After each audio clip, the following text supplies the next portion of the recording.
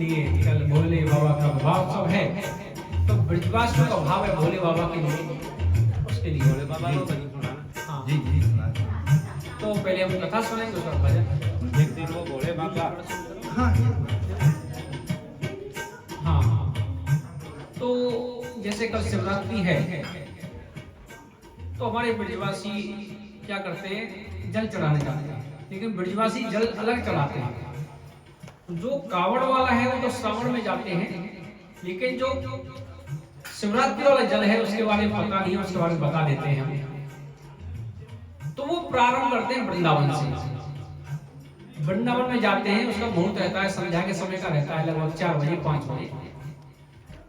जो भी ब्रजवासी चलना चाहता हो, जिसके घुटनों में दर्द ना हो, तो वो वहां पर जाते हैं। हम भी गए थे जब हम 10वीं क्लास में पढ़ रहे थे, 98 की बात कर रहे हैं। वो जल का क्या है, अगर या तो एक बार चढ़ाओ या 3 बार, 2 बार अगर आपने चढ़ा दिया तो 30 बार करना पड़ेगा। तो हम भी गए अपनी मित्र मंडली के साथ। तो वृंदावन से प्रारंभ करते हैं। वृंदावन में जमुना जी में स्नान करते हैं, वहां से जल लेते हैं, और भोले बाबा हैं वृंदावन में, जो आपको पता है गोपेश्वर महादेव, वहां जाकर जल चढ़ाते हैं। बोलो गोपेश्वर महादेव की जय। और वहां से जल चढ़ाकर फिर यात्रा प्रारंभ करते हैं, जाते हैं मथुरा। मथुरा लगभग पड़ता है 12-13 किलोमीटर। वहां जाकर जो भोले बाबा विराजमान है भूतेश्वर महादेव के रूप में, बोलो भूतेश्वर महादेव की जय, वहां पर जल चढ़ाते हैं। फिर वहां से यात्रा फिर से प्रारंभ होती है। लगभग 21 किलोमीटर चलने के बाद आता है गोवर्धन। गंगा जी में पहुंचते हैं और भगवान श्री कृष्ण के द्वारा बुलाई हुई मानसी गंगा, लगभग 5 या 100 वर्ष पहले जो मानसी गंगा विद्यमान है वहां पर, उसमें स्नान करते हैं। रात्रि हो जाती है, लगभग कभी तो 11 बज जाते हैं, कभी 12 बज जाते हैं वहां पहुंचते पहुंचते। तो वहां स्नान करते हैं, और फरवरी का महीना चलता है, थोड़ी ठंडी भी रहती है रात्रि में, लेकिन स्नान करते हैं। फिर भोले बाबा को अभिषेक करते हैं। उस दिन पूरी रात्रि अभिषेक चलता है, क्योंकि शिवरात्रि है।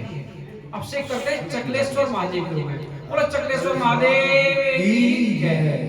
फिर वहां से कथा प्रारंभ करते हैं, परिक्रमा फिर आगे बढ़ जाती है, यात्रा आगे बढ़ जाती है।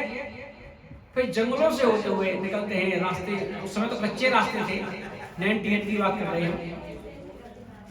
तो पहुंचते हैं कामवन, जो कामा बोलते हैं, वहां पर जाकर वन में स्नान करते हैं।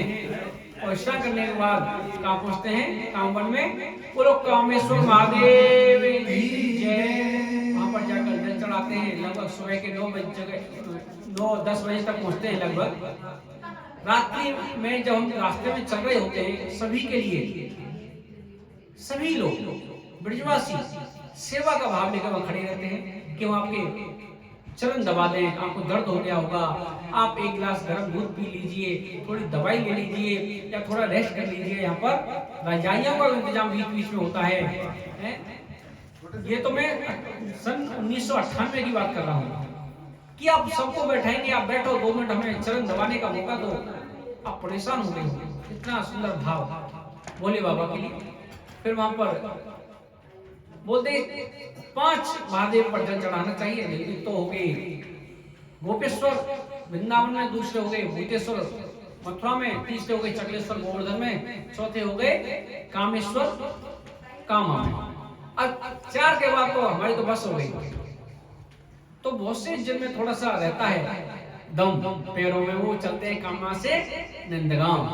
नंदगांव आकर जल चढ़ाते हैं, बोलो नंदेश्वर महादेव की जय। वहां से फिर अपनी किसी वाहन में बैठकर अपने घर पहुंचते हैं। लेकिन हम तो कामा से ही वाहन में बैठकर अपने घर पहुंचे, और वहां पर जो हमारे गांव के भोले बाबा थे, 5वें भोले बाबा के रूप में, वहीं पर हमने अभिषेक किया। ऐसे हमारे भोले बाबा की परिक्रमा लगती है ब्रजवासियों द्वारा, ऐसा भाव रहता है। हम भोले बाबा को जैसे हमारे बुजुर्ग रहते हैं ना घर में, उस रूप में मानते हैं, जैसे दादा परदादा, ऐसे ना उस बुजुर्ग रूप में पूजा करते हैं। भोले बाबा की पूजा करते हैं, लेकिन मानते क्या है, कृष्ण भक्ति। कृष्ण भक्ति तक वही पहुंच सकता है या तो उसने इस जन्म में या पिछले जन्म में भोले बाबा की पूजा की हो। अगर पूजा नहीं की होगी तो कृष्ण भगवान